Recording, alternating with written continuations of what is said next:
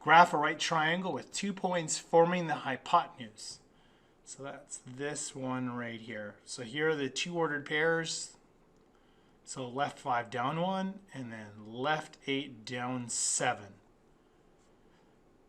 Using the sides, find the distance between the 2 points in simplest radical form. So now here's the deal.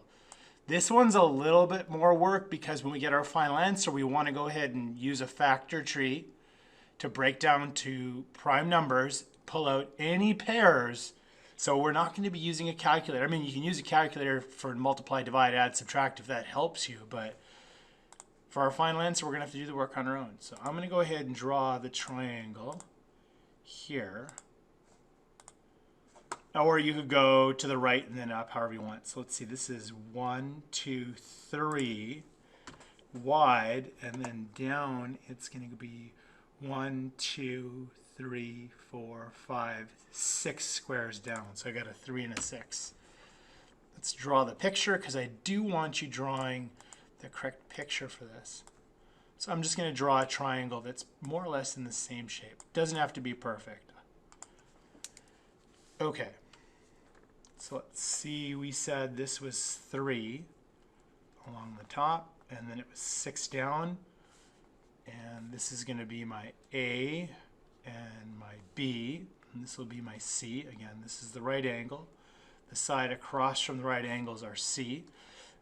I'm going to use the color coding like I did. The legs touch the square of the right angle, so these are my legs, which is A and B or B and A, however you want. And then the side that's across from the right angle, that's the hypotenuse. And please remember that the hypotenuse is always the longest side.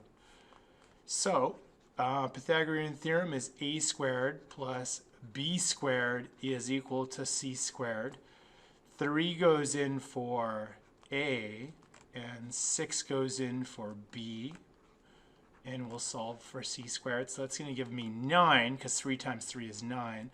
And then 6 times 6, that's 36, is equal to C squared. Let's see, 9 and 36, that's 45, is equal to C squared. Just like we did in the last problem, square root both sides. Please remember the square root and the square will undo each other. So that's how we get C, but now we're going to have to break down 45.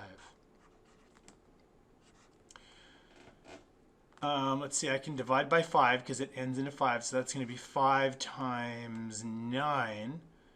9 is composite, so then I'll break down 9 to 3 and 3. So it looks like the prime factors for square root 45, this is going to like be step 1. Step 2, or B, is going to be root 3 times 3 times 5. Those are all the numbers underneath the radical. But then this pair of 3's gets pulled out. So I'd have 3 square root 5.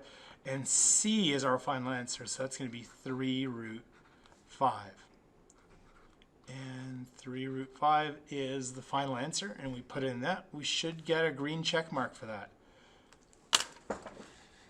Okay, so let's see how we have. 3 square root 5. Good to go.